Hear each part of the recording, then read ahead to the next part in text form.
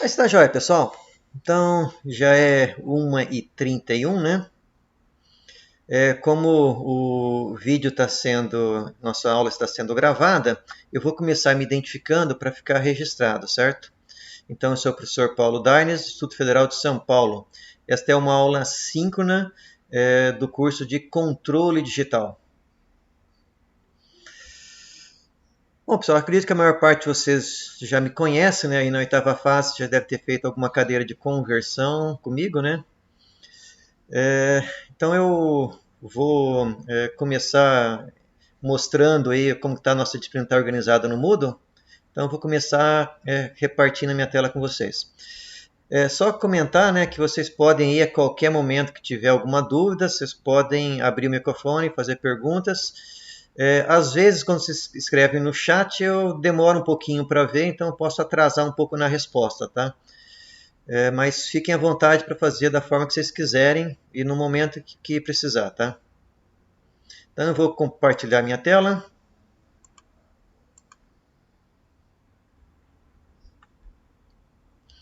Tudo certo aí com o vídeo, com o áudio, pessoal?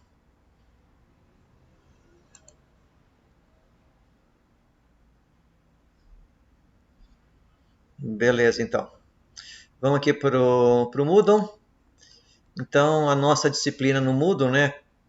CODIG, Controle Digital. Primeira coisa que nós temos aqui é o link para nossas aulas síncronas, né? E também é o ambiente o mesmo ambiente que eu vou fazer atendimento, certo? Plantão de atendimento para tirar dúvidas. Na aba aqui, Introdução e Motivação, nós temos alguns avisinhos aqui, né?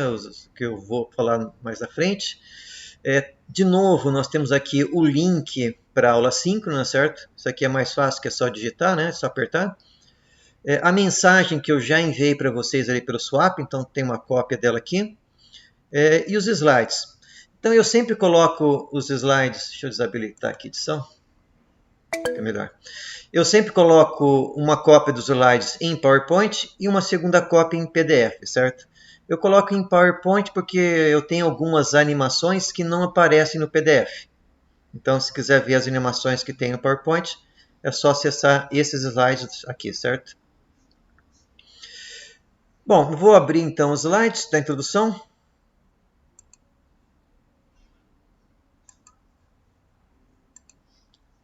Deixa eu só ver se ninguém colocou nenhuma pergunta. Bom, por enquanto, nenhuma pergunta.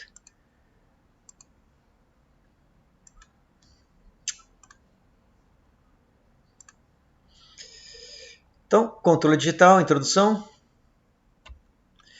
A ementa resumida aí da nossa disciplina, nós vamos começar estudando aí análise de sinais e sistemas em tempo discreto. Eu sei que vocês também têm uma cadeira de processamento digitais de sinais, né? Então, alguma coisa que vocês vão ver aqui talvez seja repetido, mas eu tento dar um pouco mais de foco em controle. Vamos ver transformada Z. E, por fim, o objetivo da disciplina, projeto de controladores digitais. Certo? Os pré-requisitos desejados aí para a disciplina é transformada de Laplace e Fourier, sistemas de controle 1 e 2, certo? É possível fazer a disciplina sem esses conhecimentos, mas ela vai ser melhor aproveitada se vocês tiverem esses conhecimentos. Essa noção de transformar de Laplace, transformar de Fourier, e toda a bagagem de controle que vocês pegam nas cadeiras de controle 1 e 2. Nós temos aqui então a nossa bibliografia, certo? Eu acho que o principal livro que eu estou utilizando é do Kuhl, Benjamin Kuhl, mas tem uma série de outros livros aí que tem essas informações também, certo? Algumas não vai ter tudo que a gente vê na disciplina, outras vão ter conteúdos a mais, certo? Então tem aí 5 livros que vocês podem estar tentando consultar aí. Bom, para quem ainda não entrou no Moodle, a senha é o próprio código da disciplina 2021. Certo? Então, para entrar na disciplina, tem aí o código. Essa informação também estava no e-mail que eu mandei para vocês através do Swap, né? Aqui é o nosso calendário. Vai ser um semestre bem apertado, com somente 14 semanas letivas, né? Felizmente não vamos ter nenhum feriado aí na terça-feira. Então são 14 semanas, é bem apertado para a gente, certo? A avaliação da disciplina, ela vai se dar por um trabalho que vai ser dividido em 3 etapas. Certo? Então a primeira etapa, a data de entrega é no dia 13 do 7, a segunda no dia 27 e a última etapa no nosso último dia de aula, no dia 10, certo? Também vai ter uma apresentação. Vocês podem optar por gravar a apresentação e depois me enviar o link da gravação, certo? Ou realmente fazer a apresentação aqui na nossa aula no dia 10. Fica a critério de vocês, se vocês preferirem, né, enviar com antecedência ou fazer a apresentação aqui na hora, né, no dia 10. Praticamente a gente não tem mais IFA, né? E a nossa média final vai ser 20% do T1, 30% do T2 e 50% do T3. Sendo que nesses 50% também vai estar embutida a nota da apresentação, certo? Então, uma parcela desses 50% vai ser devida ao relatório, a outra parcela devida à apresentação. Eu estou também pensando em inserir algumas atividades curtas para vocês fazerem online, mas isso eu não defini ainda, certo? Provavelmente eu devo inserir aí essas atividades. A entrega desses trabalhos também vai contar com presença, certo? Então, se tiver aqui reservado 2 dias para fazer esse trabalho T1, entregando esse trabalho vai ter 2 presenças, certo? O T3 eu acho que eu tenho uns 3 dias reservado. Então, para ter essas 3 presenças, precisa entregar, né, o trabalho.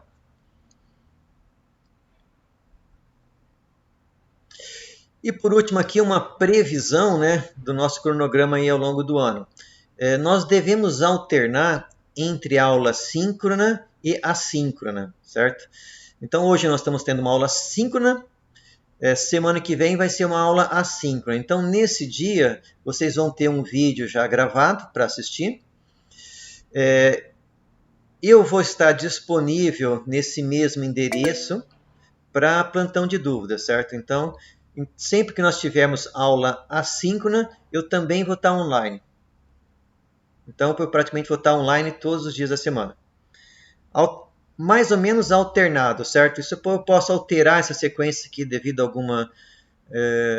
devido a, como se diz, a nossa... Conforme nós avançarmos na disciplina aí, mas a princípio é essa a previsão.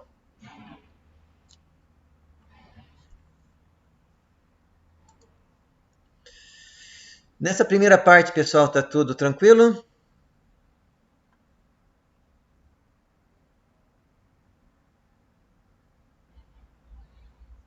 Uhum.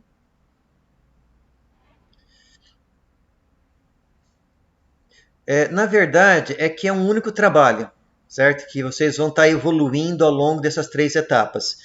Então a apresentação vai ser só na última. Eu teria que englobar o que vocês fizeram nas 3 etapas.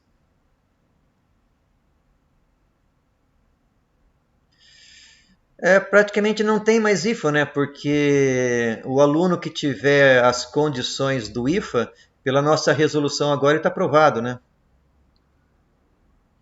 Antigamente, para estar aprovado, o aluno tinha que ter 75% de presença e nota 4, né? Agora passou a ser 1, né? Então, o aluno que tem condições de estar no IFA já está aprovado. Então, praticamente não tem mais IFA.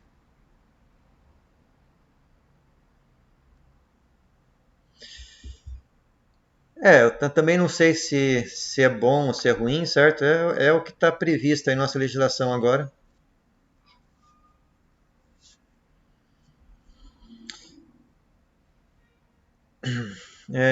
Então, pessoal, a única coisa que eu estou definindo ainda eu vou inserir algumas atividades curtas online, né, para vocês entrarem lá no Moodle e resolverem, certo? Eu ainda não as criei, eu estou pensando com o que eu vou fazer. Isso para ajudar também no controle aí da presença, certo? Uma vez que as aulas são gravadas, não faz sentido eu cobrar que vocês estejam aqui naquele dia, naquele momento. Então eu vou deixar algumas atividades para ter certeza que vocês assistiram os vídeos, né, e possam responder algumas perguntas. Deixa eu ver mais uma pergunta aqui.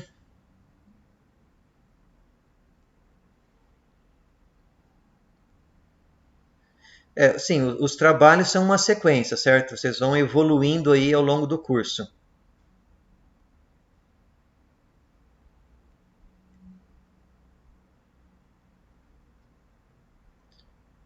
Tranquilo?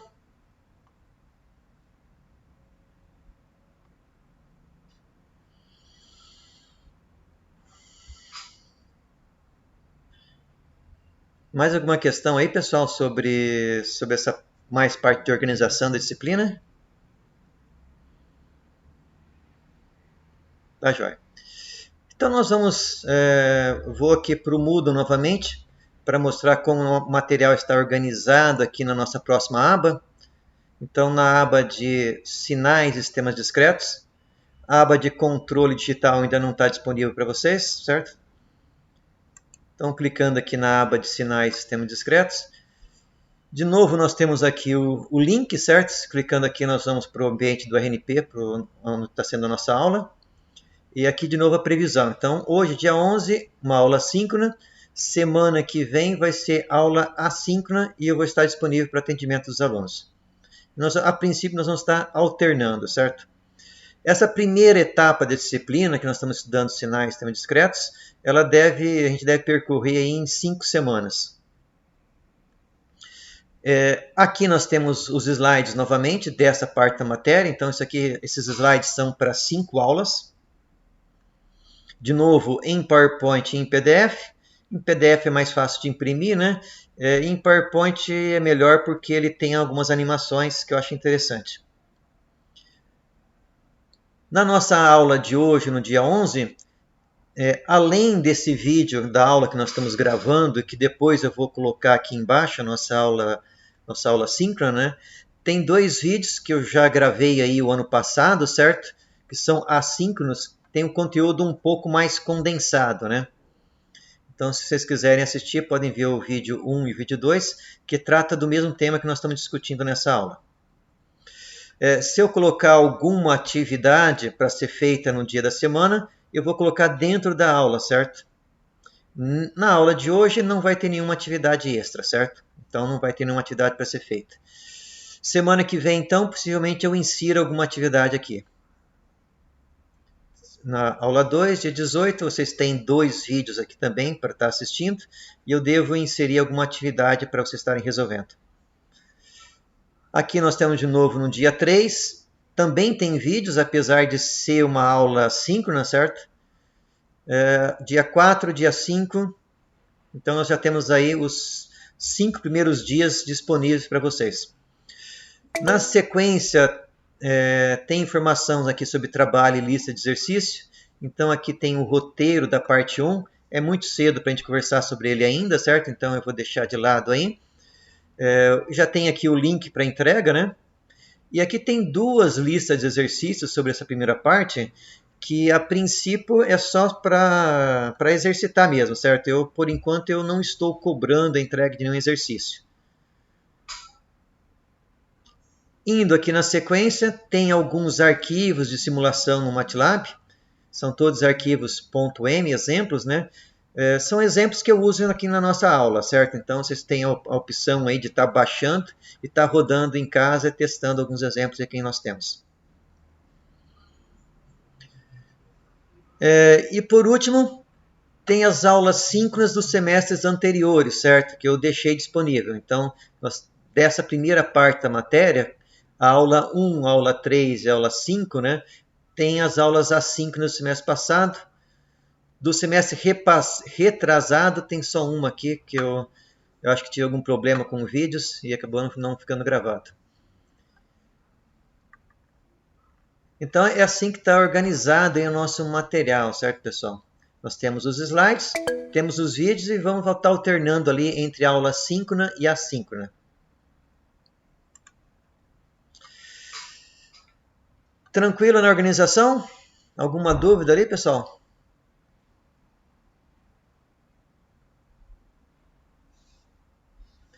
É assim, se eu colocar atividade, a atividade vai ser necessária para a presença do dia.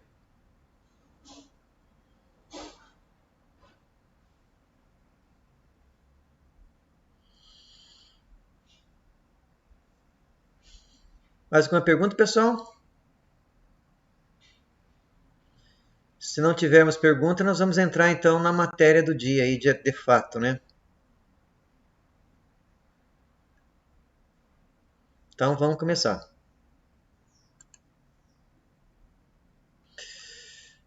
Só mais uma pergunta, continua tudo certo aí com o vídeo e com o áudio, né?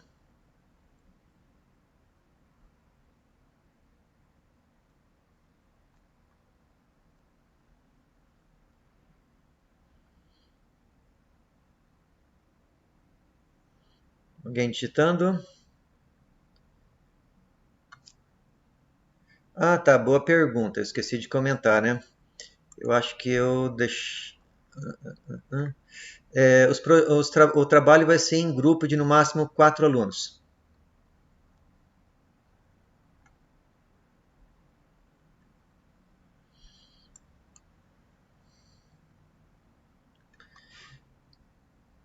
Uhum. Não, eu não tenho cobrado isso, não. Vocês podem definir os grupos aí ao longo do semestre e, na verdade, ele vai ser definido quando vocês entregarem o primeiro trabalho aí, o primeiro relatório. Apesar, eu coloquei grupo máximo de 4 alunos, né? Se alguém quiser fazer sozinho, pode fazer, tá? Não tem problema. Ou se quiser fazer em grupos menores, também pode. Só coloquei o limite de 4, porque senão não vai ter atividade para todo mundo.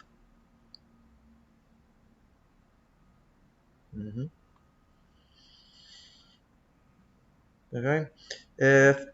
Ainda cedo para falar do trabalho, né? Mas vocês vão escolher aí um problema, né? Controlar alguma planta que vai ser a escolha de vocês. E ao longo do trabalho nós vamos evoluindo com essa planta, certo? Frequentemente os alunos utilizam a mesma planta que nós temos também a disciplina do Eduardo Costa, né? Que é ali de parte de laboratório de controle digital, né? Então, frequentemente os alunos utilizam a mesma planta da disciplina do Eduardo, certo? Mas se quiser escolher plantas diferentes, não tem problema. Mas ainda é muito cedo para a gente falar do trabalho.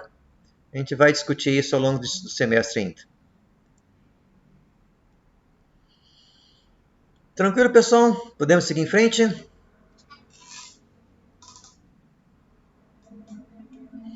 Então, vamos lá. Mais nenhum comentário? Nós vamos avançar, então.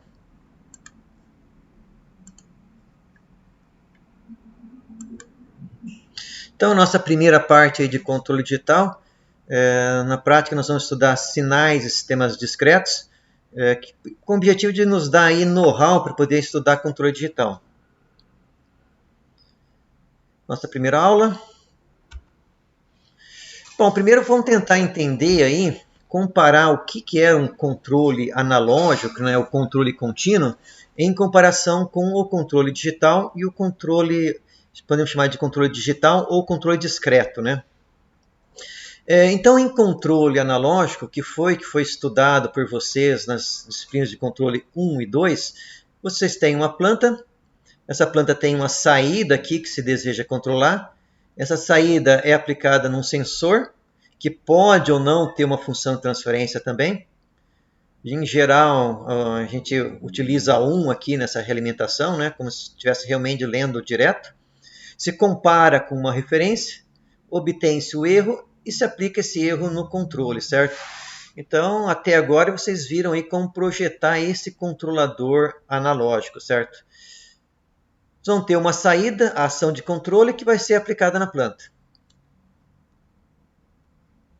Então, nesse tipo de abordagem, tudo é contínuo, certo? Nossa planta, sensor e o controlador também são todos contínuos. Ou seja, eles são definidos a todo tempo. Certo? Eu sempre tenho sinais aqui em todo o tempo, e o tempo é uma grandeza real, certo? Já em controle digital, o nosso controlador é digital ou discreto, o que significa que ele não tem valores definidos em todo o tempo, certo? Diferente do nosso mundo real, que geralmente é contínuo, né? Então aqui nós continuamos tendo a nossa planta, que pode ser, por exemplo, um motor. O motor é um dispositivo contínuo, certo? Podemos, de novo, ter um sensor aqui que tem uma função de transferência. E para fazer a comunicação entre esse mundo contínuo, né, que é o nosso mundo real, e o nosso controlador, nós vamos ter então os conversores analógico-digital, que vai transformar esse sinal contínuo num sinal digital. Vamos ter o nosso processamento de tempo discreto. Vamos ter a saída. E para aplicar essa saída discreta, nós vamos ter o conversor digital analógico. Aí sim, aqui eu vou ter uma saída analógica que vai ser aplicada na planta. Então, de uma forma assim, no primeiro modo, né, essa é a diferença entre o controle contínuo e o controle digital. Então, nós vamos tentar, nesse primeiro momento, entender a representação aqui dos conversores analógico digital e digital analógico, e também como representar uma planta discreta, certo? Que é o nosso controlador, também na verdade, representar uma função de transferência discreta.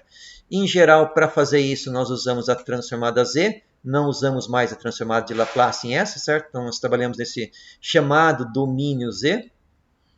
E isso aqui que vai ser o objetivo do nosso estudo, certo? Como projetar um controlador nesse domínio.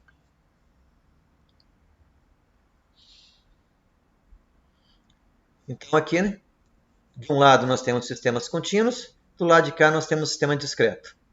Fazendo a nossa fronteira aí, os conversores analógico digital e digital analógico.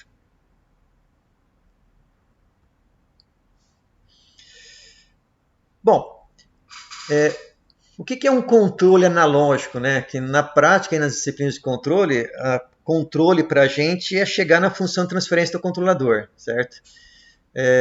Mas para sair daquela função de transferência, e se eu quisesse construir aquele controlador no mundo real, um controlador analógico ele é construído com amplificadores operacionais, resistores e capacitores. Então, esse circuito aqui, ele implementa um controlador PI analógico. Certo? Aqui nós temos uma etapa de entrada que que obtém o erro. Aqui nós temos um integrador, que é esse unpop com um capacitor na alimentação. E aqui nós temos um ganho PI. Um ganho P, né, quer dizer, né, um ganho proporcional. Então isso aqui me implementa um controlador PI. Com certeza ninguém jamais projetou um circuito desse. Isso aqui se fazia lá nos anos 50 do século passado, né? Mas é bom a gente ter uma noção do que realmente é um controlador, um PI analógico, né?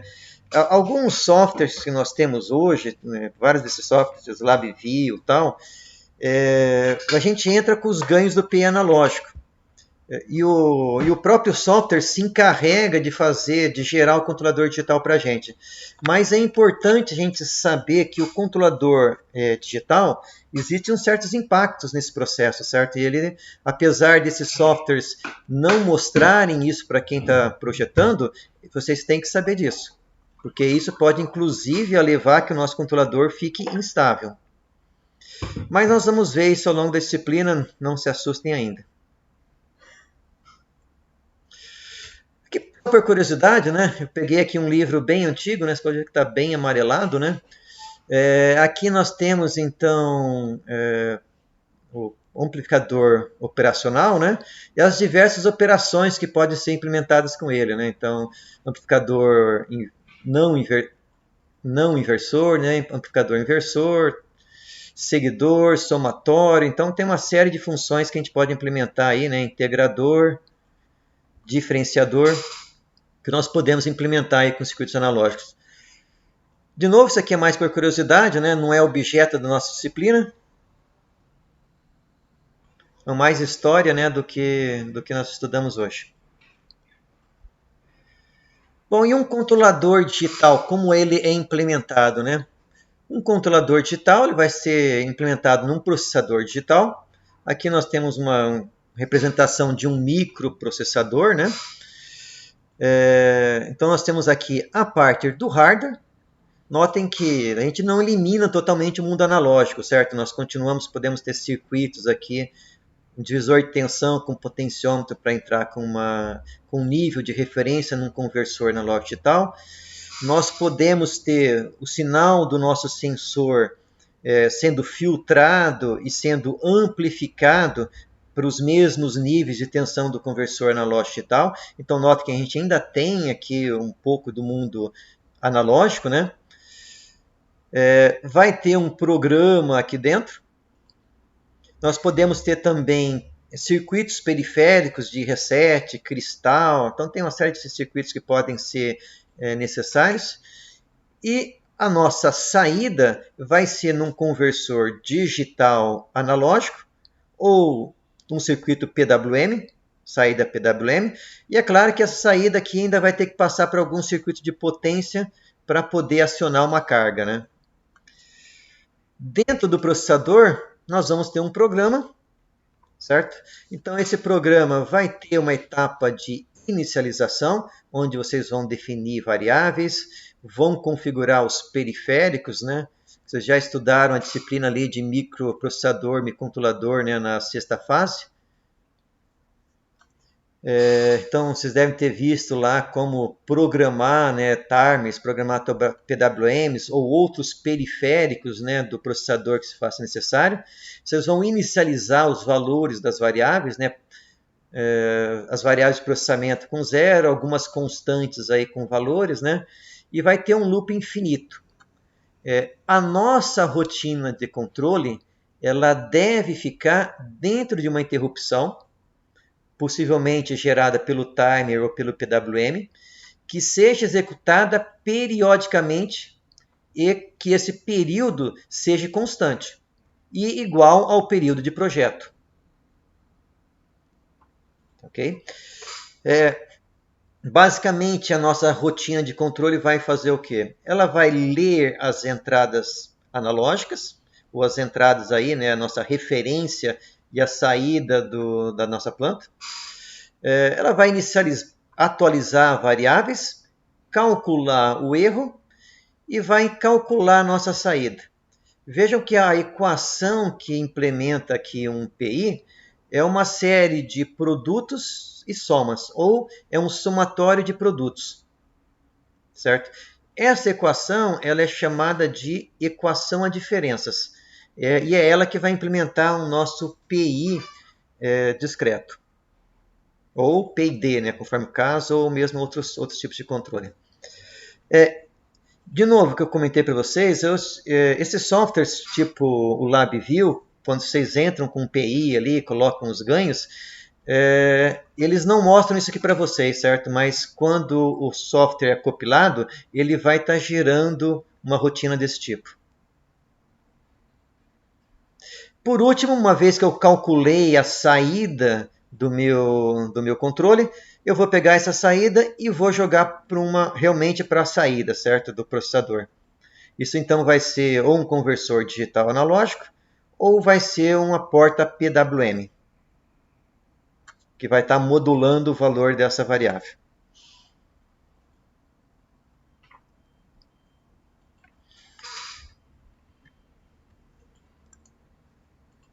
Se eu só ver nenhuma pergunta até agora, pessoal. Então, lembre que quando eu estou fazendo a apresentação, eu não consigo ler o chart aqui, certo? Então, de vez em quando eu vou estar parando para ver se apareceu alguma pergunta. Bom, não tendo nenhuma pergunta, nós vamos continuando.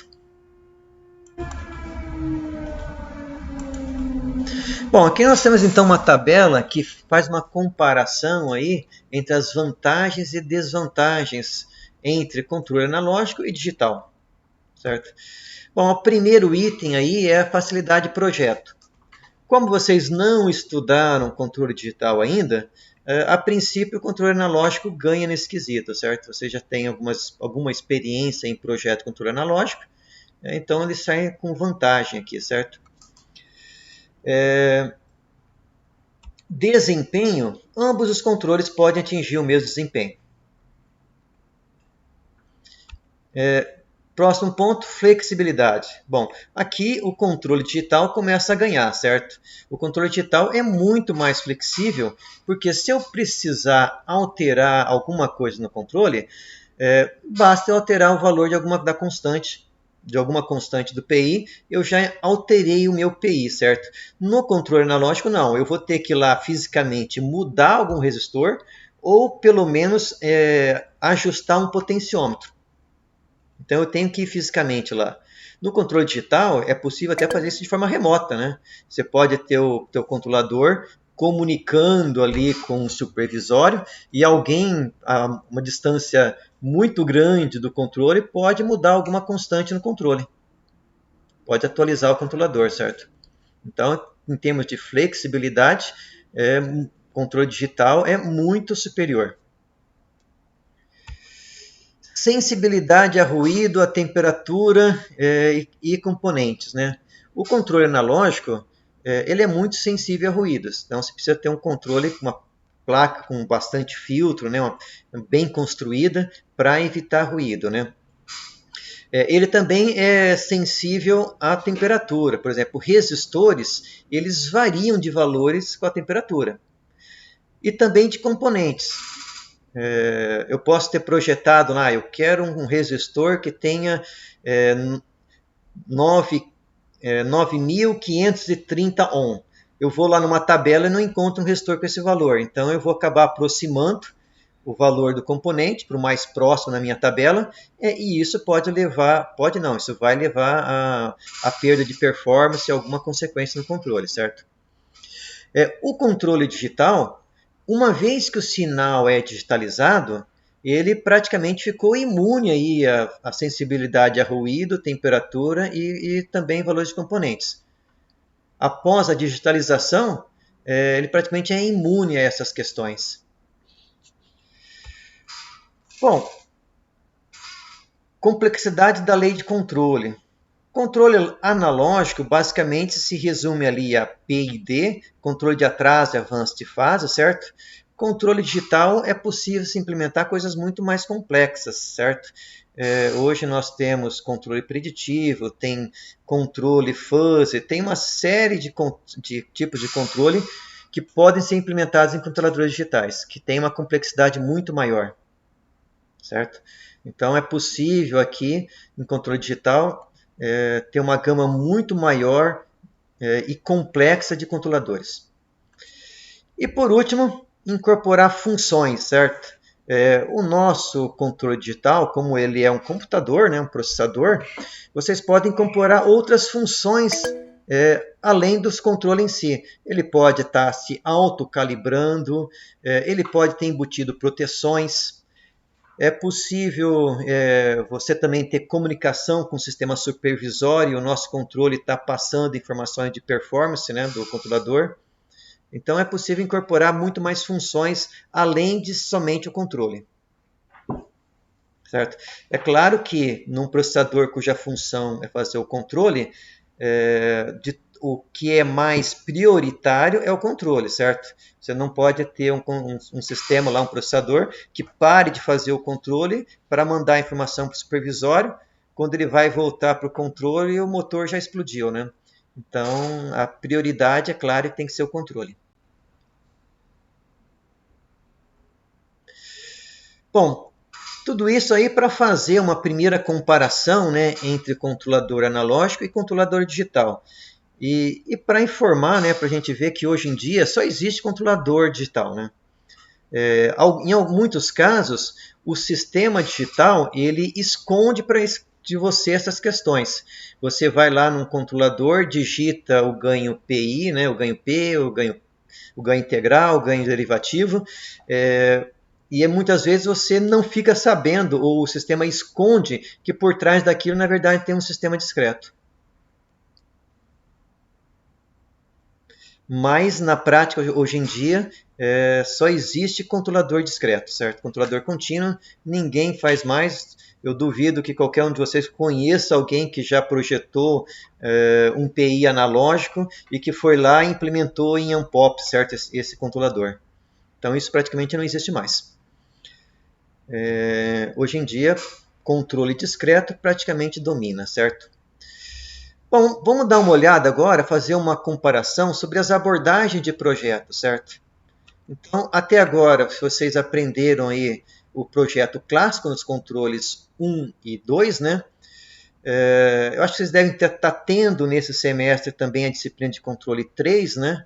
Que a princípio ela também a abordagem dela é em cima de controle analógico, mas também se faz o controle 3, que é controle por variável de estado, controle discreto, né? E vamos ver a abordagem de projeto de controle digital. Nós temos basicamente 3 abordagens. Nós vamos focar nas 2 primeiras. Uma primeira abordagem é fazer o projeto em tempo contínuo, da mesma forma que foi feito nos controladores 1 e 2, certo? Nas disciplinas de controle 1 e 2. E no final eu simplesmente discretizo o controlador. Nós vamos ver que isso pode levar a uma perda de performance. E também vamos ver como a gente pode tentar compensar essa perda de performance. A segunda abordagem é fazer todo o controle em tempo discreto, todo o projeto em tempo discreto. Ou seja, eu sei que a minha planta é contínua, mas eu vou discretizar a planta, vou supor que ela é discreta, vou fazer o projeto do controlador discreto, depois eu vou aplicar na planta contínua. Certo? Isso aqui também tem que ter alguns cuidados para essa abordagem de projeto. Existe uma terceira abordagem que não é usual, certo? Que é fazer o projeto do controlador discreto sabendo que a planta é contínua, certo? Isso geralmente não é estudado, mas é uma abordagem que existe e é muito mais complexa. Bom, vamos ver aí, relembrando, né, qual que é uma abordagem do projeto de um controlador analógico, né? Então, primeira etapa é obter o modelo da planta. Sem ter o modelo da planta, eu não consigo projetar o controlador. Uma vez que eu tenho esse modelo da planta, eu preciso definir as especificações do controle, ou seja, o que eu quero do meu controlador, né? Eu quero controlar a velocidade, eu quero melhorar o tempo de resposta, eu quero limitar o overshoot, né? Então você tem que definir o que você quer do controlador para poder projetá-lo. Uma vez que você conhece então o modelo, sabe a especificação que você precisa atender, você vai escolher um controlador que você acredita que vai atender as suas especificações. Você não tem como garantir ainda que vai atender, certo? Com esse controlador, você vai projetar os seus ganhos para atender as especificações. E por último, você vai simular, testar, né, e implementar. Então, como exemplo aí, para a gente percorrer assim bem rapidamente, né, o projeto de um controlador de um motor DC. Deixa eu só ver se tem alguma pergunta ali no chat. Nenhuma pergunta por enquanto, pessoal? Beleza, vamos continuando então.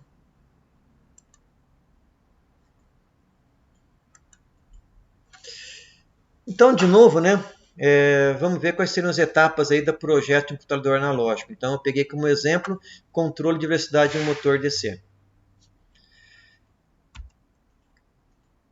Então, aqui é tudo contínuo, né? A nossa planta sensor é contínuo, o controlador também é contínuo. Então, primeira parte, modelar a planta, né? Então, modelar um motor de corrente contínua, você já deve ter feito isso várias vezes aí na disciplina de controle 1 e 2. Então, eu tenho aqui uma equação da armadura, eu tenho uma equação mecânica, a tensão induzida, o valor do torque. Então, note que a tensão induzida na minha equação elétrica depende da velocidade mecânica e que o torque na equação mecânica depende da corrente do circuito de armadura. Aqui eu tenho então as definições das nossas variáveis, né, e das constantes, das resistências e tal. Então, isso aqui vocês já fizeram várias vezes aí, certo? Então, modelamos o nosso motor, obtemos aí a função de transferência da planta.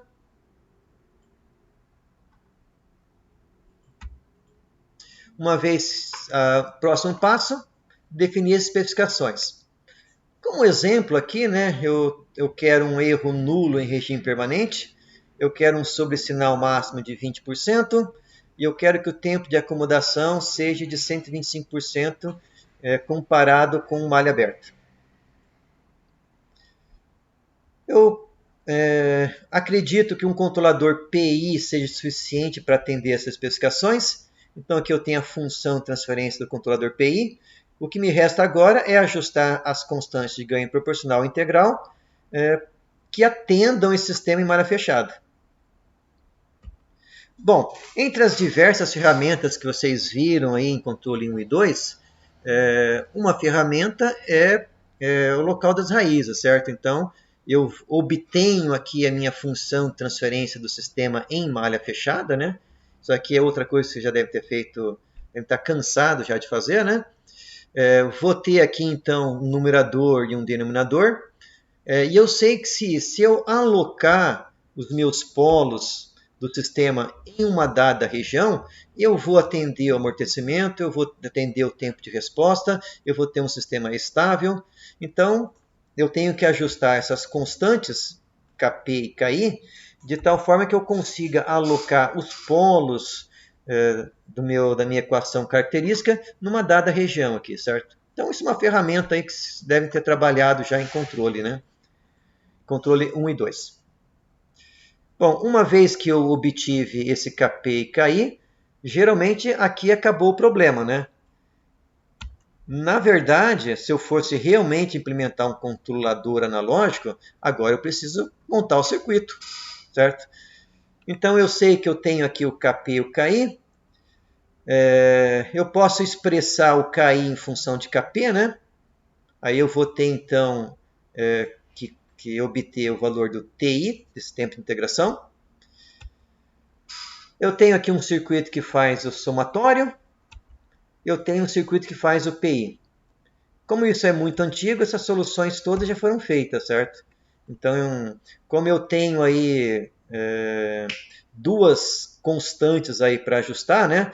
E eu devo ter aí uns 6 ou 8 resistores, então isso aqui tem infinitas soluções, certo? Mas eu preciso achar uma solução que me atenda a esses 4 requisitos. Feito isso, basta ir lá no protoboard, né, e montar esse circuito.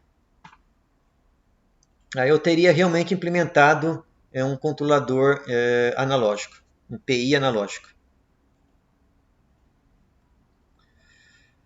Bom, em contrapartida, para nós fazermos aí o projeto de controlador digital em tempo contínuo, e nós vamos chamar essa abordagem de redesign, ou seja, eu vou fazer todo o projeto do controlador como sendo um sistema contínuo e no final eu vou discretizar o controlador.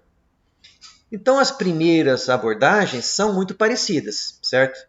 Primeiro nós vamos então, aqui nós vamos ter então,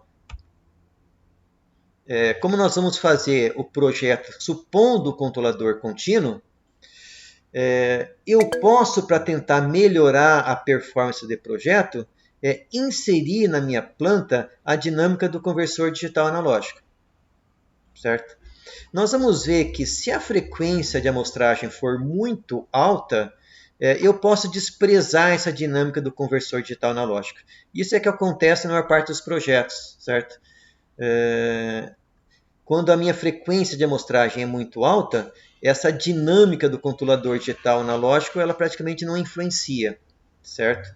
Só que eu aumentar muito a frequência de amostragem implica de eu precisar de processadores melhores, certo? Eu vou precisar, num tempo mais curto, fazer uma atividade cada vez maior, uma série de cálculos e atribuições.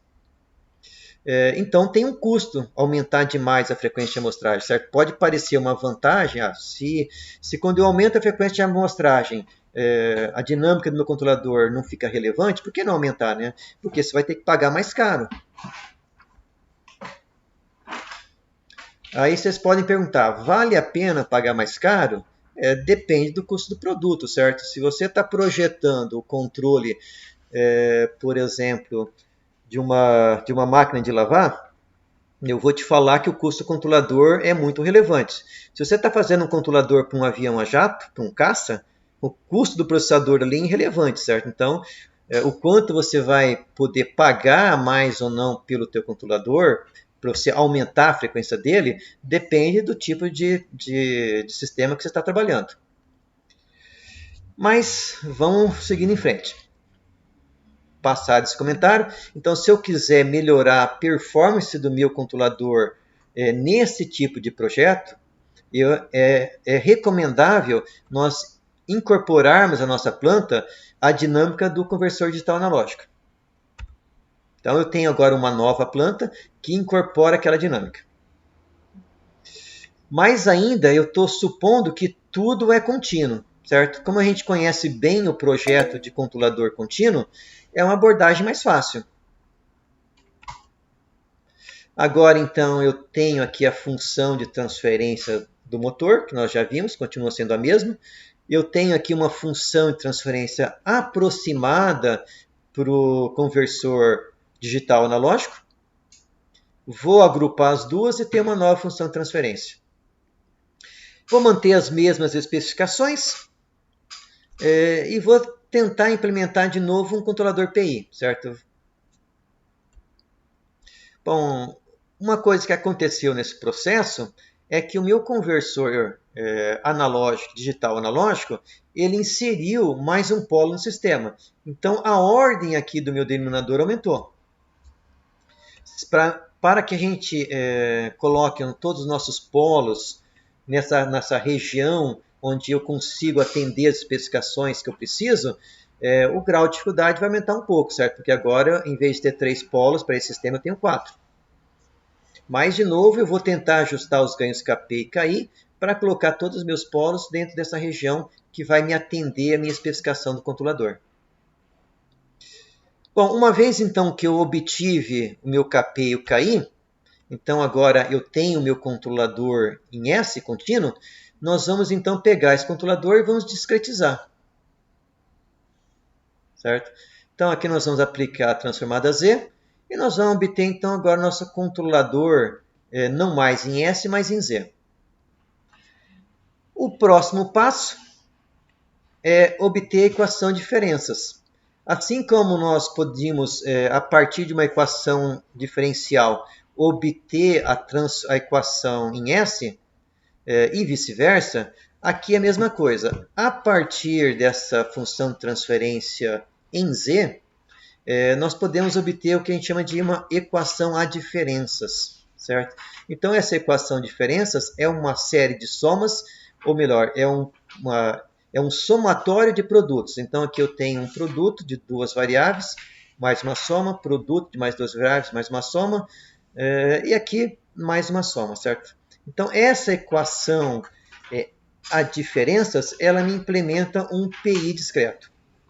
Nós vamos estudar isso aqui bem ao longo do semestre, certo? Então, por enquanto, o que eu quero passar para vocês é uma comparação entre os controles, entre as metodologias de projeto e o que nós obtemos em cada uma delas. Uma vez, então, que eu tenho essa equação a diferenças,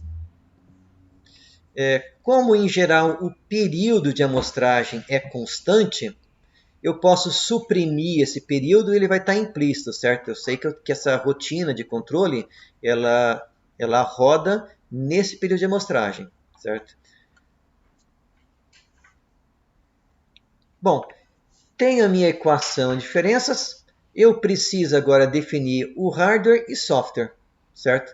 Então, eu preciso saber se eu vou precisar de um microcontrolador, de um DSP, de um FPGA, ou de um CLP, né? Então, em alguns casos. Então, qual que é o hardware que eu vou precisar para executar o meu controlador, certo? Eu preciso analisar as interrupções que esse sistema tem. Essas interrupções têm que ser executadas num tempo muito menor que o período de amostragem. Eu tenho que saber quais são os conversores analógico digital e digital analógico. Esses controladores também têm que ser esses conversores também têm que ser muito mais rápido que o período de amostragem. Se meu processador vai ser de 8, 16, 32 bits, então tem uma série de coisas aí, né? Se ele vai ser ponto flutuante, ponto fixo, quantidade de memória RAM, flash, circuitos auxiliares, então tem uma série de coisas que nós precisamos definir, certo? Se nós formos realmente implementar o nosso controle. E também precisamos escrever o software. De novo, esse software vai ter uma inicialização, configuração de periféricos, inicialização de variáveis e aqui um loop infinito. A nossa rotina vai ter que ficar num timer, numa interrupção do timer ou PWM e mesmo procedimento. Ler entradas, atualizar variáveis, calcular o erro e calcular a saída. E por último, jogar essa saída numa porta aí digital analógica ou num PWM. Então, isso é o projeto do nosso controlador digital.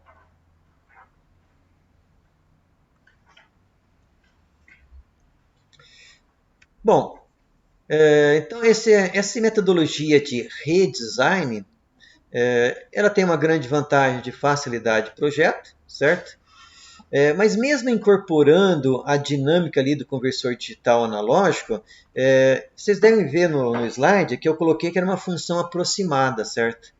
Então, dependendo da frequência de amostragem que nós escolhermos, ele pode não considerar de forma bem adequada a dinâmica desses conversores. O que pode levar a uma resposta não muito boa em altas frequências. O que é alta frequência? São frequências próximas da frequência de amostragem.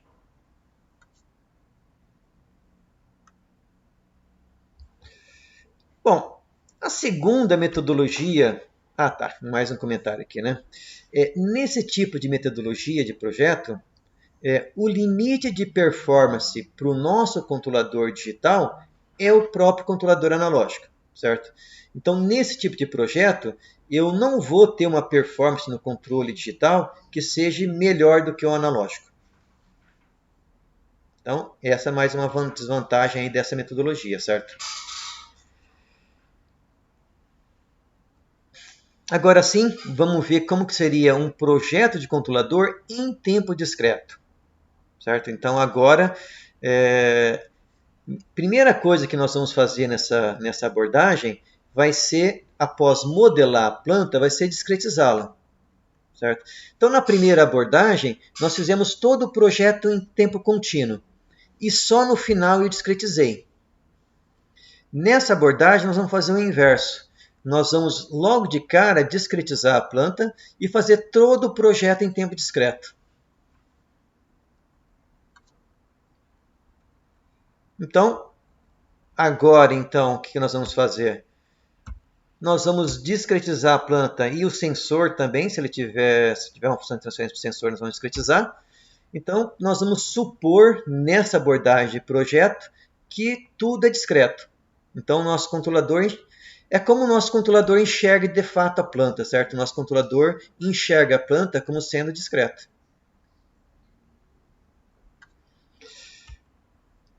Então, de novo, nessa abordagem de projeto, nós supomos que tudo é discreto. Eu sei que a planta é contínua, certo?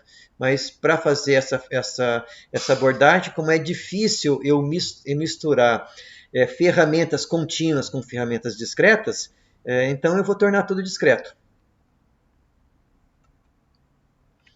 Então, primeira coisa, de novo, eu modelo a minha planta contínua. Agora que eu tenho a função de transferência exata do conversor digital analógico, vou então discretizar a minha planta e vou obter então minha planta discreta. De novo, eu vou definir as especificações do controle, eu vou colocar as mesmas especificações e vou escolher um controlador PI. Aqui então eu tenho a função do controlador PI discreto.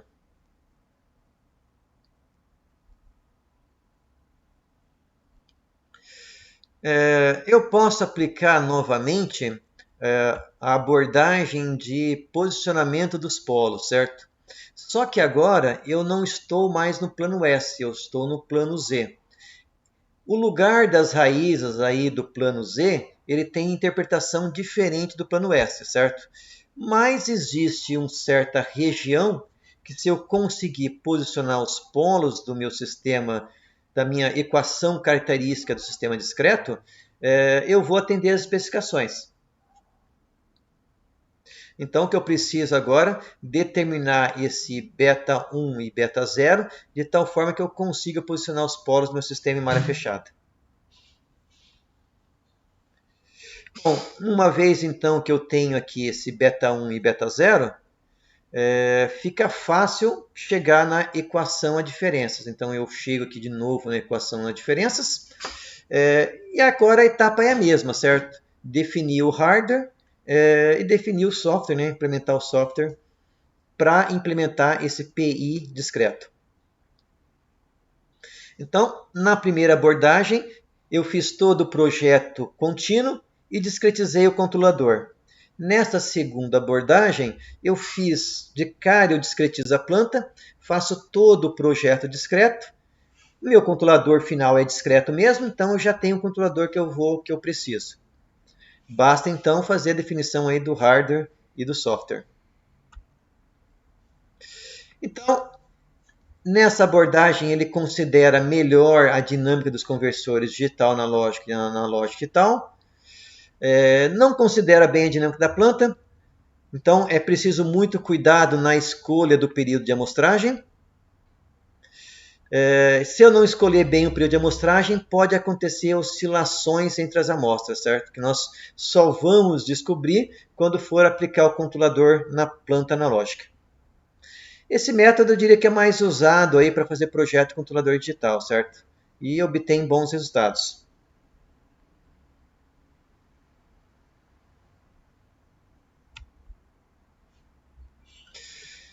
Bom, nós também podemos fazer o projeto aí do controlador discreto com a planta contínua, certo? Não é uma abordagem que a gente utiliza muito, isso aí só se trabalha talvez em pós-graduação, certo? Na graduação a gente não vê isso aí.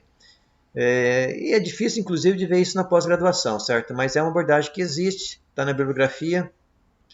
É uma abordagem mais trabalhosa, mas que tem algumas vantagens, né? De novo, ela considera a dinâmica dos conversores e também considera melhor a dinâmica da planta.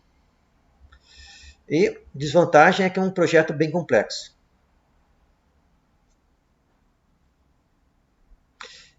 Só se justifica quando nós precisamos de uma taxa de amostragem muito baixa em comparação com a planta, certo?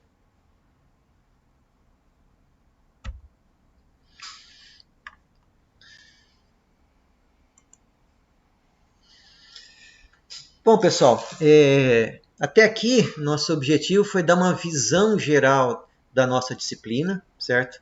Dar uma visão geral aí do que é um controle analógico, que vocês estudaram até agora, e da diferença dele para o controlador discreto.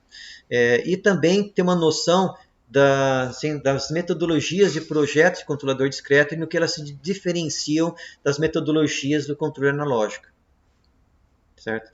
Então, nós vamos ver qual que é o impacto aí da escolha do período de amostragem, é um dos pontos mais importantes aí em controle digital. De novo, muitas vezes a gente usa o controle digital como sendo analógico. E isso são vários softwares que nos levam a esse engano aí, certo? Por quê? Porque muitas vezes a taxa de amostragem é muito alta, e essas coisas acabam ficando irrelevantes. E o próprio programa que você implementa esse controlador analógico, na verdade ele discretiza o sistema para você e isso fica escondido, você não enxerga. O que não é uma boa coisa, certo? Nós como projetistas temos que saber o impacto dessas coisas. Nós vamos ver que o período de amostragem tem um impacto muito forte em cima disso e que é uma das coisas mais importantes aí para definir o nosso projeto. Perguntas até aqui, pessoal?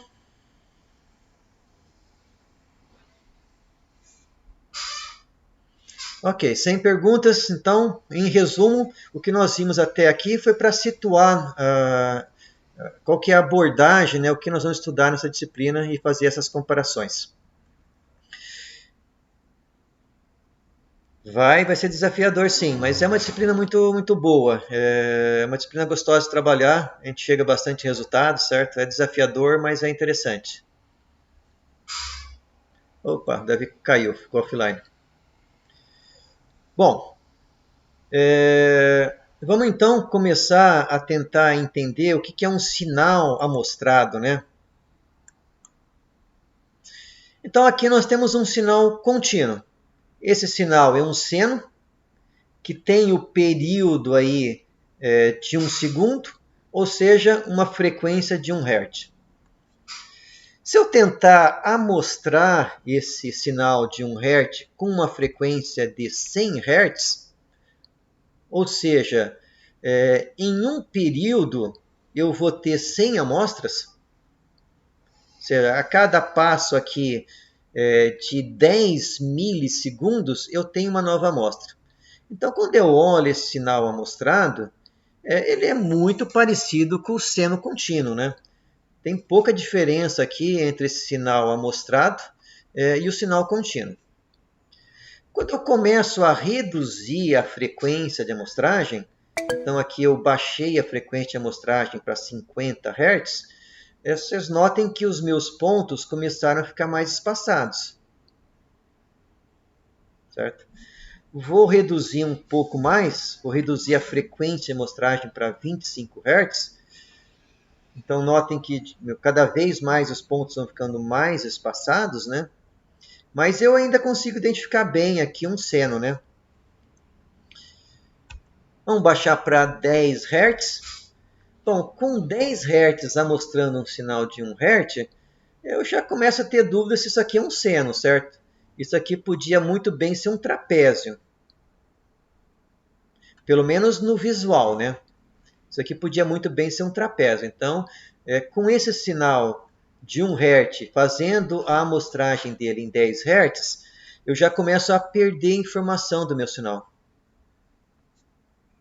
Se eu baixar essa frequência para 4 Hz, aí sim, para mim isso aqui pode ser um triângulo, pode ser um monte de coisa, certo? Se eu baixar a minha leitura para 2 Hz, só estou lendo 0. Então eu já perdi totalmente meu sinal. Apesar que com 2 Hz, nós estamos no limite do teorema de amostragem. Então, o que eu vou mostrar para vocês aqui é que o teorema de amostragem ele é algo muito teórico. Para nós aqui em controle digital, nós vamos ver que esse teorema de amostragem tem uma série de limitações. Não estou dizendo que o teorema de amostragem não está correto, certo? Eu estou dizendo que existe, para implementação em sistemas em tempo real, existe uma série de limitações para aplicar o teorema de amostragem. Então, com 2 Hz amostrando um sinal de 1 Hz, eu já perdi totalmente a informação. É claro que isso depende da fase na qual eu estou lendo, certo? Se eu estivesse lendo aqui, eu estaria pegando um sinal em 1, um sinal em -1, um sinal em 1 e um sinal em -1. Então depende da fase que eu estou lendo, né? Da fase entre a minha frequência de amostragem e o sinal que está sendo lido. Bom, e se eu precisar fazer um inverso, né? Nós tínhamos ali no slide anterior um sinal contínuo que foi amostrado. E se eu tiver um sinal amostrado e quiser reconstruir o meu sinal contínuo? Saber qual foi o sinal contínuo que deu origem a esse sinal amostrado. Bom, a primeira coisa que nós iríamos tentar fazer é simplesmente unir os pontos, né? Para obter o sinal contínuo que deve ter dado origem àquele sinal. Então, a frequência de amostragem que foi utilizada foi uma frequência de 4 Hz, ou seja, a cada segundo eu tenho 4 amostras. Esse sinal contínuo que eu obtive, ele é um seno que tem uma frequência de 0,05 Hz. Certo? Ou seja, aqui nós estamos vendo somente 1/4 aí desse sinal. Só que esse sinal aqui, ele também gera o mesmo sinal amostrado. E esse sinal é um seno com frequência de... Está errado aqui. Frequência de 4,05 Hz. Eu vou corrigir aqui antes que eu esqueça. Ah, não, já está. Na verdade, faltou eu dar o próximo passo. Esse sinal aqui é um seno com frequência de 4,05 Hz. Já dá até para tirar uma regra aqui, certo? Um seno que tiver a frequência de 8,05 Hz também vai gerar exatamente o mesmo sinal. Então aqui nós começamos a ter um problema, certo? Por quê? Quando eu tenho um sinal contínuo e discretizo esse sinal, só existe uma possibilidade, certo? Agora, quando eu tenho um sinal discreto e tento voltar para o sinal contínuo, existem infinitas possibilidades.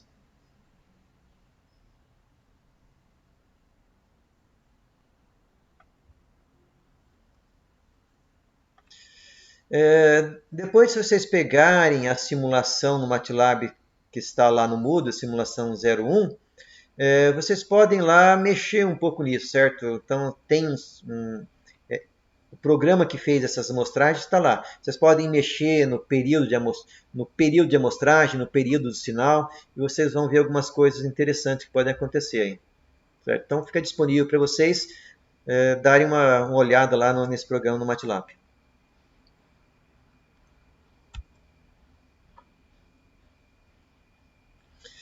Bom, então, até aqui foi para a gente ter uma noção aí do que acontece, né, do que é um sinal amostrado, né?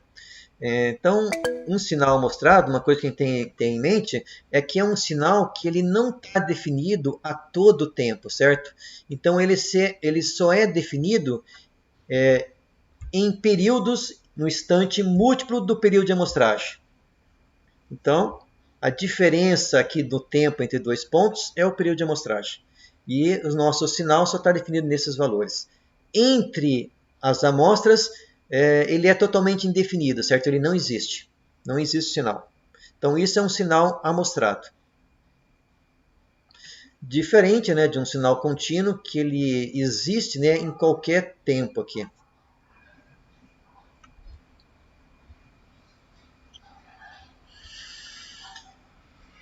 Bom, vamos ver um pouco melhor, um pouco mais matematicamente e graficamente também, o que acontece com o nosso sinal quando ele é digitalizado, né? Então aqui nós temos um conversor analógico digital. Qual que é a operação que está realizada aqui, né? Como que nós obtemos esse sinal discreto? Bom, a princípio, a representação gráfica aí de um conversor analógico digital, em geral é uma caixinha, né? A/D, né? Analógico digital. Matematicamente, na entrada, então, eu tenho o meu sinal contínuo. Na saída do conversor, eu vou ter o meu sinal amostrado, certo?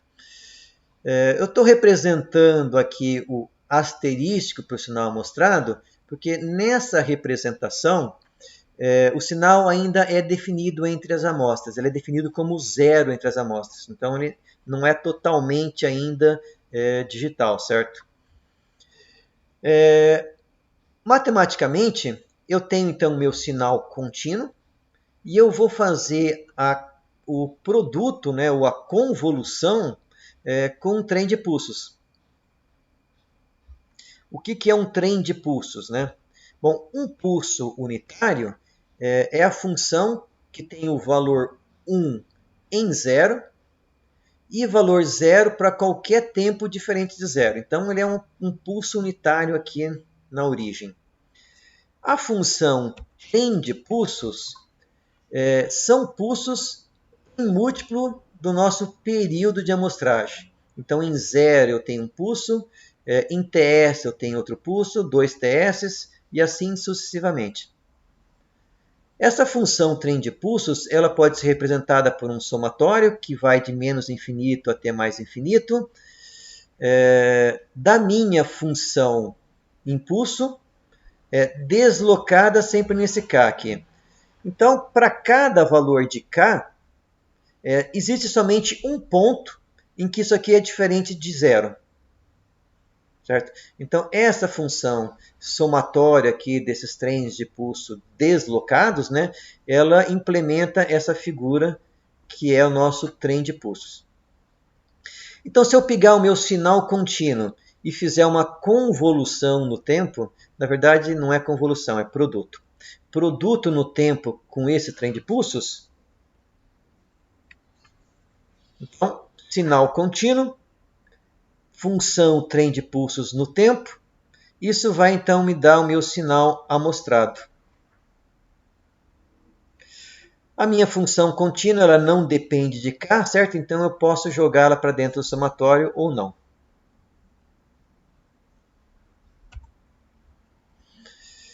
Bom, vamos pegar um exemplo então. Vamos pegar como sinal contínuo a função senoidal. Certo? Eu tenho aqui a minha função trem de pulsos, vou pegar aqui um sinal senoidal, somente como exemplo. Nós vamos então multiplicar esse sinal senoidal com a função trem de pulso. Bom, essa função trem de pulsos, como ela é uma função periódica, eu posso aplicar a transformada de Fourier. Então, qualquer função periódica ela pode ser obtida a partir da soma de cossenos e senos, certo? Nesse caso aqui, eu só preciso de cossenos para representar essa função de trem de pulso. Bom, isso aqui vocês já devem ter visto em algum lugar em cálculo, né? É transformada de Fourier. E é bem simples obter esses coeficientes aqui. Ele basicamente dá o coeficiente 2 para todos os cossenos. Os senos dão nulos. Então, essa função, que é um somatório de cossenos de 1 até infinito, ela é o mesmo trem de pulso, certo? Então, isso é bem fácil de demonstrar. Vocês podem tentar fazer isso aí facilmente. Bom, então eu vou pegar o meu seno, vou multiplicar pela minha função trem de pulsos que eu apliquei transformada de Fourier. Então, quando eu multiplico seno, vou ter seno vezes 1, vai dar o próprio seno, e vou ter seno vezes somatório, vou jogar o meu seno para dentro do somatório, certo? Então, a minha função amostrada agora tem esse formato. Notem que a minha função original ela aparece aqui, só que ela está somada com uma outra função. Bom, eu vou lá numa tabela de funções trigonométricas, aquelas tabelas que a gente estudava lá para o vestibular, para o Enem, né? Isso aqui a gente aprendeu no segundo grau, aí, no ensino médio, né? Eu posso transformar um produto de um cosseno vezes um seno por uma subtração aqui de dois senos. Então, se eu tenho cosseno x seno y, isso é igual a seno x mais y menos seno x menos y. Então, a gente busca isso aqui de uma tabela trigonométrica, aí, né? Funções trigonométricas. Bom, se eu pegar então esse produto aqui e aplicar essa regra, eu vou ter aqui o cosseno vai aparecer aqui na frente, né? Então eu vou ter aqui seno de k ômega st mais ômega t menos seno de k ômega st ômega t. Voltando um passo atrás, a frequência do meu seno é ômega, a frequência do meu sinal amostrado. A frequência do período de amostragem é ômega s. Então notem uma coisa. Eu tenho o meu sinal original e eu tenho somado com o meu sinal original outros senos, sempre em torno da frequência de amostragem. Lembre que a frequência de amostragem tem que ser mais alta que a frequência do sinal. E essas frequências vão sempre aumentando, porque aqui eu tenho múltiplos dessa frequência de amostragem.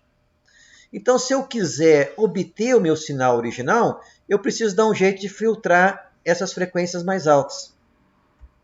Então, aqui está o meu sinal original, atenuado aí por TS, né? Esses senos que estão sendo somados com o meu sinal original, eles são chamados de harmônico ou ruídos de amostragem. Bom, essa mesma abordagem que nós fizemos aqui no domínio do tempo, nós também podemos fazer no domínio da frequência, certo? Mas eu gosto de fazer isso aqui no domínio da frequência, mas de uma forma um pouco mais gráfica. Então eu vou pular esse slide aqui, certo? E vou direto para essa forma gráfica. Bom, quando eu apliquei transformada de Fourier no meu sinal, no meu trem de pulsos contínuos, ele gerou uma série de cossenos. Essa série de cossenos, na verdade, são trens de pulso na frequência. Então, por curiosidade, né, a transformada de Laplace, a transformada de Fourier do meu trem de pulsos no tempo, também é um trem de pulsos na frequência. Certo? E com qual período? ômega-s, que é a frequência, de amostragem, em radianos por segundo. Certo? Então, uma coisa que tem que ter em mente. A transformada de Fourier do meu sinal, que é um trem de pulsos no tempo, também é um trem de pulsos na frequência. Bom, o meu seno ele é um impulso na frequência do seno. Em geral, quando nós fazemos transformada de Fourier, nós só representamos o lado positivo. Por quê? Porque o lado negativo é um espelho do positivo e não vale a pena ficar copiando duas vezes. Mas aqui nós vamos representar, certo? Tanto o lado positivo da minha transformada de Fourier, quanto o lado negativo. Então, o meu seno, ele é um pulso aqui no período de amostragem, no período do seno, não no período de amostragem, e também um pulso em menos período do seno. Então, esses dois pulsos aqui, eles me representam o seno. Em qual frequência? Nessa frequência aqui.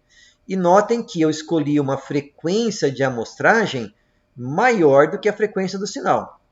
Vamos tentar entender o quanto maior que essa frequência de amostragem tem que ser. Bom, quando eu faço o produto no tempo, isso nos dá uma convolução na frequência. Então, a convolução desse sinal com esse primeiro, o meu sinal original.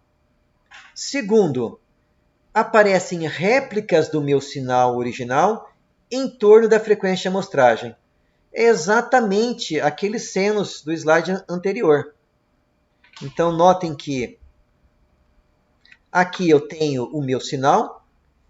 Em torno da frequência de amostragem, mais ou menos a frequência do seno, aparecem as réplicas do meu sinal. Então é isso que nós estamos vendo aqui.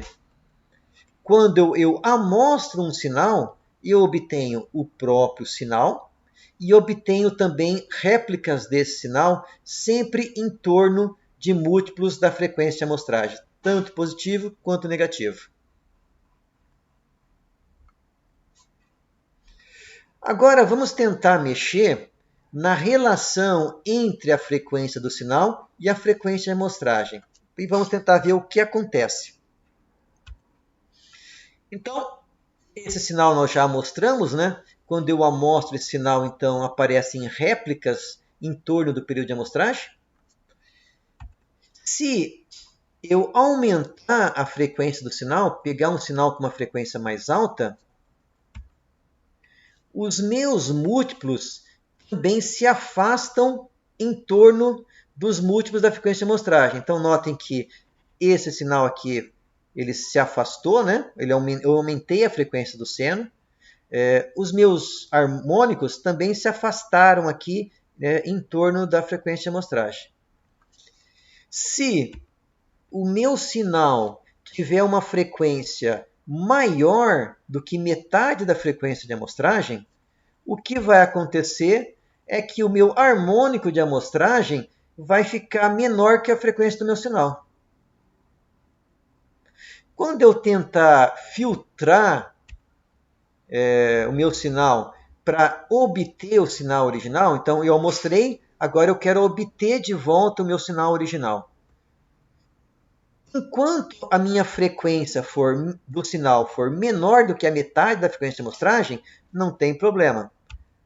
Agora, aqui, a minha frequência do meu sinal ficou maior do que metade da frequência de amostragem. Quando eu filtrar, eu vou obter, na verdade, o ruído de amostragem e não mais o meu sinal. Certo? Daqui é que vem o teorema de amostragem, o teorema de Nyquist. Certo? Para eu poder recompor o meu sinal, eu preciso que a frequência de amostragem seja o dobro da frequência do meu sinal. Ou que o meu sinal tenha uma frequência menor do que a metade da frequência de amostragem. Mas antes, vamos ver o que acontece quando eu tenho um sinal que não é um seno puro, certo? Mas é um sinal limitado em banda.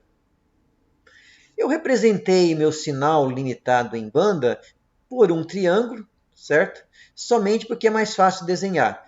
Mas um sinal limitado em banda é um sinal que, a partir de uma dada frequência, a sua transformada de Fourier é nula, certo? Então eu tenho um sinal aqui que ele tem um valor maior que 1, né, seu módulo maior que 1. A partir desse limite aqui é a frequência de banda do meu sinal, eu não tenho mais sinal. Certo? Quando eu tentar, então, amostrar esse sinal, o que vai acontecer? Da mesma forma com o seno, eu vou ter o meu sinal na origem e vai aparecer réplicas do meu sinal sempre em torno de múltiplos da frequência de amostragem.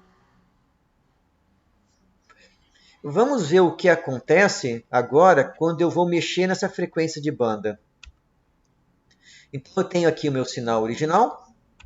Quando eu amostro ele, eu obtenho réplicas aí do meu sinal em torno da frequência de banda, em torno da frequência de amostragem, múltiplos, né? Se a minha frequência de banda estiver exatamente no limite da metade da frequência de amostragem, eu vou ter esses meus sinais praticamente se tocando aí, né, nesse limite de banda. Agora, se o meu sinal, se a minha banda do meu sinal for maior que ômega-s/2, o que vai acontecer é que vão aparecer réplicas e vão se sobrepor nessa região. Então, nessa região, os sinais vão se somar. Ou seja, eu vou ter isso aqui. Agora, se eu tentar, a partir desse sinal, que a função, que é a transformada de Laplace do meu sinal amostrado, se eu tentar obter meu sinal contínuo de volta, de novo, basta eu tentar filtrar, certo? Então, nesse primeiro caso, eu filtrei sem problemas. Nesse segundo caso, eu filtrei sem problema.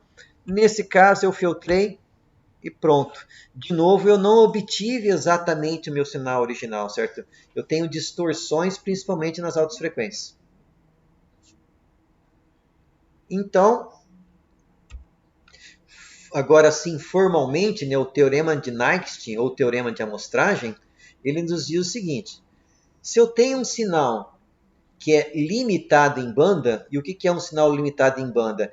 A partir de uma dada frequência, o meu sinal tem que ser nulo se a minha frequência for maior que a frequência de banda. Então, isso é um sinal limitado em banda. Na prática, não existe um sinal limitado em banda, certo? Mas a gente pode considerar que a partir de um dado valor, esse sinal é desprezível, certo? Então, a gente pode aproximar aí essa limitação de banda. Bom, então se eu tenho um sinal que é limitado em banda, eu tenho que escolher uma frequência de amostragem que seja pelo menos o dobro da frequência de banda. Se isso for respeitado, sempre é possível reconstruir o sinal original a partir do meu sinal amostrado. E a frequência de Nyquist é a metade da frequência de amostragem. Bom, qual que é o problema do teorema de amostragem? O problema do teorema de amostragem é que, para chegar nele, nós supomos que nós estamos implementando um filtro ideal. Aquele filtro retangular que nós colocamos ali, ele é um filtro ideal, certo? E filtro ideal não é possível de se implementar, porque filtro ideal é um sistema preditivo. Para eu poder implementar um filtro ideal, eu tenho que conhecer as amostras futuras. E isso não é possível de fazer em um sistema em tempo real. Pelo menos ainda não é possível, certo? Se eu então implementar um filtro que não é ideal, eu vou precisar de uma frequência de amostragem maior do que a frequência de Knight.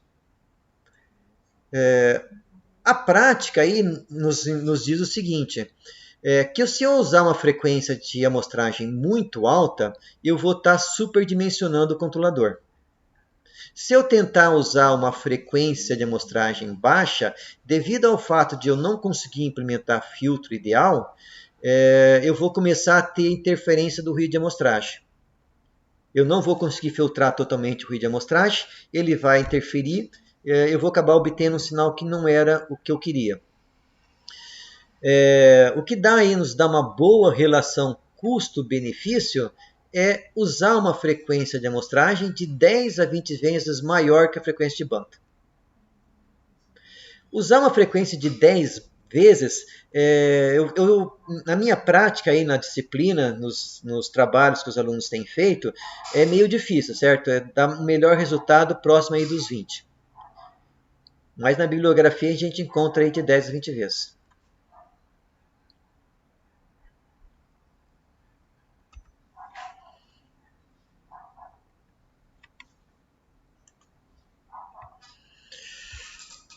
Tudo tranquilo, pessoal? Bom, eu tentei, com aquela abordagem gráfica, deixar um pouco mais claro o que acontece, certo? O que é o ruído de amostragem, qual que é a influência, como a gente chega nesse teorema de Nernst, certo? E por que a gente não utiliza o teorema de Nernst em controle digital, certo? Porque o teorema de Nernst foi feito em cima, supondo ser possível utilizar um filtro ideal. Como a gente não consegue implementar filtro ideal em sistema em tempo real, se você só consegue fazer isso offline, depois que você tem todas as amostras, então não dá para fazer, certo? Então, na prática, nós utilizamos frequências de amostragem que são pelo menos maior que 10 vezes. Em torno de 20 vezes, para mim, tem dado resultado melhor aí nos trabalhos.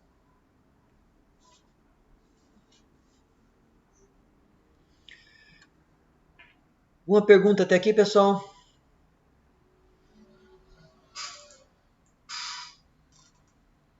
Tranquilo? Eu tenho um exercício ali de exemplo. Vamos dar uma olhada um pouco aqui. Então, esse exercício aqui ele faz parte da lista de exercícios que está lá no Moodle, certo? Eles são aqui o item exercício 1, item A e B. Então, a pergunta basicamente é o seguinte.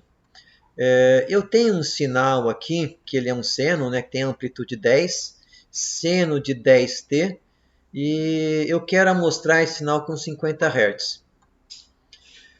Tem um segundo sinal, menos 2 cosseno de 45t, e eu também quero mostrar aqui com 50 Hz.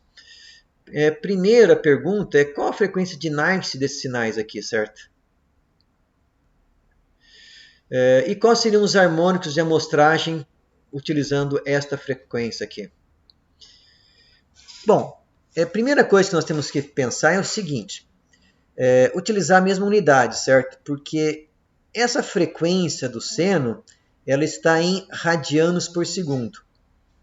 Para obter a frequência desse seno em Hz, eu preciso pegar esse valor aqui e dividir por 2π. Eu vou aqui abrir a calculadora, abrir o Word e vamos tentar fazer isso aí.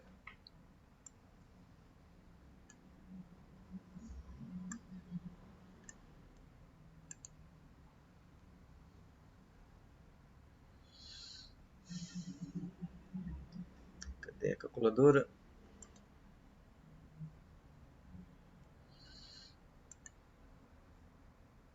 Vamos abrir o Word.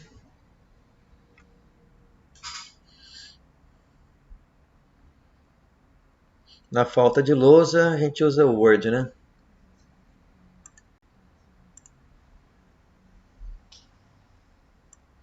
Bom, antes de fazer qualquer coisa, vou colocar ela mais para cá. A gente precisa saber qual que é a frequência desse sinal. Então, se isso aqui é 10 radianos por segundo, para obter a frequência em Hertz, eu preciso dividir por 2π. Então, eu tenho 10, vou dividir por 2, dividir por... Cadê o π? Está aqui. Então, a frequência em Hertz desse seno é, vou arredondar para 1,6 Hz.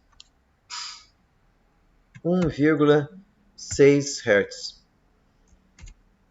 Então, nós tínhamos ali, na verdade, 10 radianos por segundo. Isso me dá, então, 1,6 Hz. Então, essa é a frequência do meu seno. Então, pelo teorema de Einstein, eu preciso ter uma frequência maior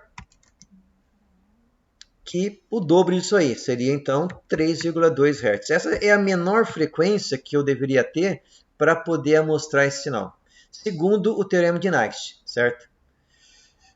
Se eu amostrar, então, esse sinal com 50 Hz, onde vão aparecer os harmônicos de amostragem?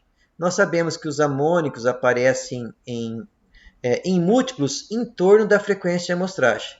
Então, os meus harmônicos eles vão aparecer em frequência do harmônico, vou colocar aqui, de 50 Hz, mais ou menos 1,6 Hz. Deixa eu aumentar um pouco isso aqui, não é tão muito pequeno.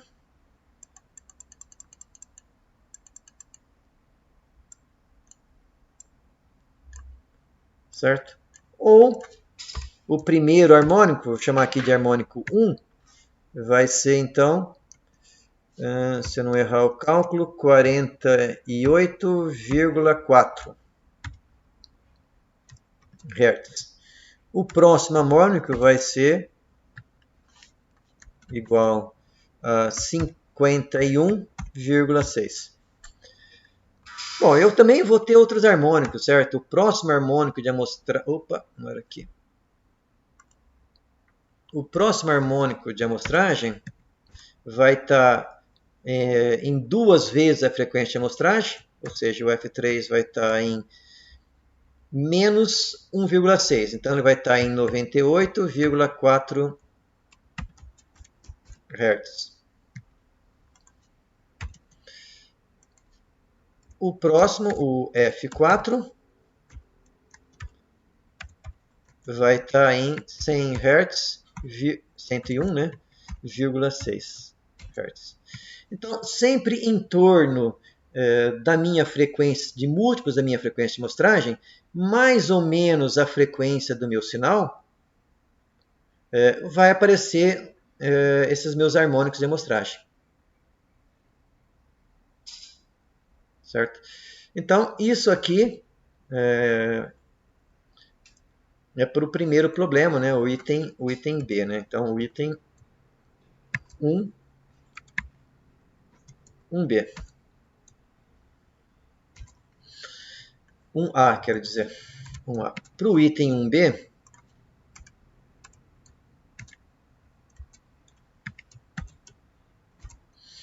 bom, agora a frequência em radianos por segundo é 45. 45 radianos por segundo. Bom, essa frequência em Hertz, vamos pegar o 45 e dividir por 2, dividir por π, vai dar, vou arredondar aí para 7,2. 7,2 Hz. Então, a menor frequência que eu posso mostrar, ou seja, a frequência que eu possa mostrar, ela deve ser... Vou representar um pouquinho diferente. Na verdade, aqui não ficou muito legal. Então, a frequência de amostragem deveria ser maior que 3,2. Aqui, então, essa frequência de amostragem tem que ser maior que 14,2 Hz. 50 Hz não tem nenhum problema. Bom, quais vão ser os harmônicos de amostragem agora, né? Então, eu vou ter um primeiro harmônico F1 em 50 Hz menos 7,2. Então, isso vai dar 42,8 Hz. Certo? O F2, o próximo harmônico, ele vai estar em 50 mais 7,2, que dá 57,2.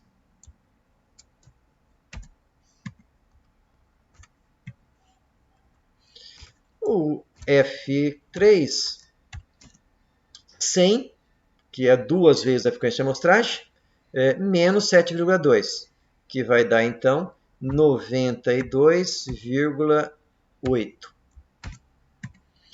E F4 vai dar 100 mais 7,2, então 107,2. Isso não podemos esquecer que vai ter infinito, certo? Sempre em múltiplos da frequência de amostragem, que vai sempre aumentando, mais ou menos a frequência do sinal, ou a frequência de banda, vão aparecer réplicas no meu sinal.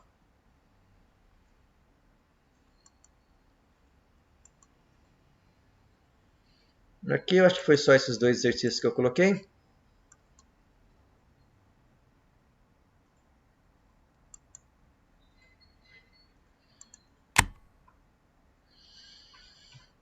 Tranquilo, pessoal? Dúvidas aí? Na lista de exercício número 1 que tem no Moodle, se vocês quiserem praticar, tem mais exercícios lá, certo? Então vocês podem fazer alguns exercícios se quiserem.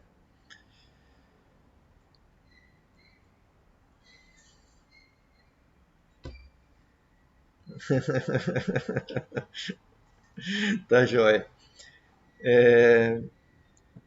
Bom, estamos começando aí, nós vamos avançando aos poucos, certo? Então eu vou voltar ali, eu vou voltar a compartilhar minha tela e vamos dar uma olhadinha no Moodle de novo.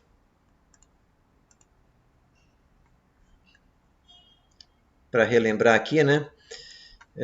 Então, nós estamos aqui na aba Sistema, Sinais e Sistemas Discretos, certo? Sempre o link para nossas aulas síncronas e para o plantão de atendimento é só clicando aqui.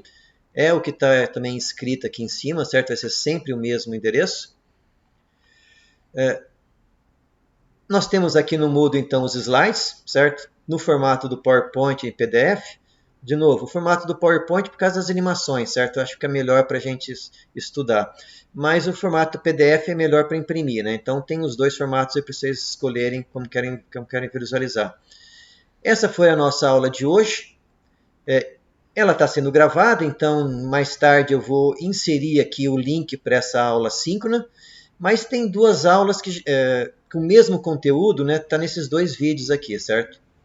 Então, aquela parte inicial de introdução e também essa parte aqui que nós vimos hoje de sinais amostrados e conversor analógico digital. Certo? Aqui é mais rápido, que é mais compacto o vídeo, certo? A aula síncrona sempre fica um pouco mais longa. Semana que vem, dia 18, né? A aula será assíncrona, então vocês têm dois vídeos aqui para assistir, certo? Eles são sobre o conversor digital analógico, e também sobre como discretizar um sistema contínuo, o que são equações de diferenças, né? E a comparação aí com as equações diferenciais. Tá joia, pessoal? A aula é assíncrona, mas eu vou estar online, certo? Para tirar dúvidas se vocês tiverem. Então, se vocês olharem os vídeos antes e tiver alguma dúvida, vocês podem conversar comigo aí Tá aqui, né? No dia 18, eu vou estar online, né? Atendimento aos alunos das 14 às 15 horas. Daqui 2 semanas, uma nova aula síncrona que começa às 1h30. Relembrando, né? Então, aqui está a nossa aula 1, 2, 3, 4, até a aula 5, em sinais e sistemas. Aqui o trabalho é cedo para a gente conversar, mas se vocês quiserem dar uma olhadinha nas listas de exercícios, seria interessante. O programa Simulação 1 tem duas variações aqui, então se vocês quiserem mexer então, um pouco com a frequência do sinal, frequência de amostragem e ver o que acontece aí com o sinal mostrado, certo? Vocês podem então utilizar esses dois programas aqui. Os demais a gente vai ver nas próximas aulas. E por último aqui, vocês têm links para aulas síncronas de anos anteriores, certo? Semestre passado, e aqui tem uma aqui do semestre retrasado.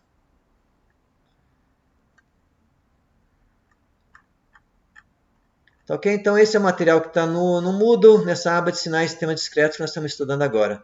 A aba de controle digital, por enquanto, está escondida aí para vocês, certo? Eu ainda estou ajustando algumas coisas.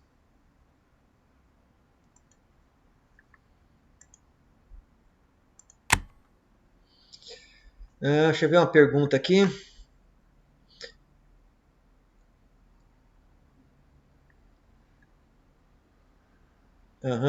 Não, é que é o seguinte, eu não utilizo o sistema para estar gravando, certo? Eu gravo por um software por fora, que eu gosto de editar um pouco e colocar lá no YouTube, certo? Então eu utilizo um sistema, um programa por fora que está gravando o meu vídeo. Mas ela está sendo gravada e depois eu vou disponibilizar.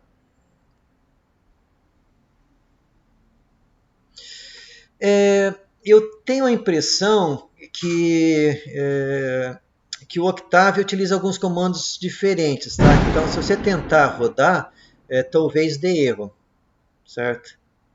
Eu não tenho certeza se ele é 100% compatível com o MATLAB. Mas o programa não é muito complicado, certo? Eu acho que você tentar depois mudar o que der erro, se não rodar, né, tentar mudar o que der erro, não vai ser muito difícil, não. Deixa eu ver mais uma coisa. Ok, beleza. Se funcionou direto, melhor, certo? Eu não rodei, tá? Então eu não sei dizer. Eu venho tentando usar também o Skylab, tentando aprender um pouco, mas é meio chato ficar trabalhando com duas ferramentas diferentes. Como eu estou mais habituado com o MATLAB, eu tenho me mantido aí no MATLAB ainda. Eu sei que é mais complicado, né? Que o MATLAB é difícil conseguir cópias aí, né? Tal. Os outros são livres, né? Deixa eu ver se mais uma pergunta. Beleza. Se ele é compatível, melhor ainda, né? Então tem menos trabalho aí para rodar no Octave. Mas eu, para ser sincero, eu não sei. Vocês podem então testar e vocês me respondam lá se deu algum problema ou não.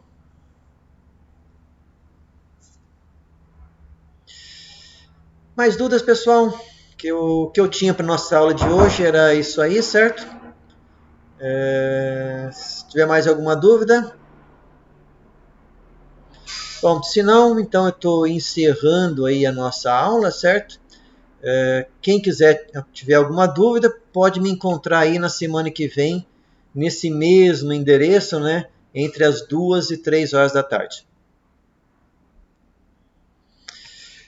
Então, pessoal, estamos encerrando. Até semana que vem ou daqui 2 semanas, para quem não tiver nenhuma dúvida. Até mais, pessoal. Obrigado pela presença aí.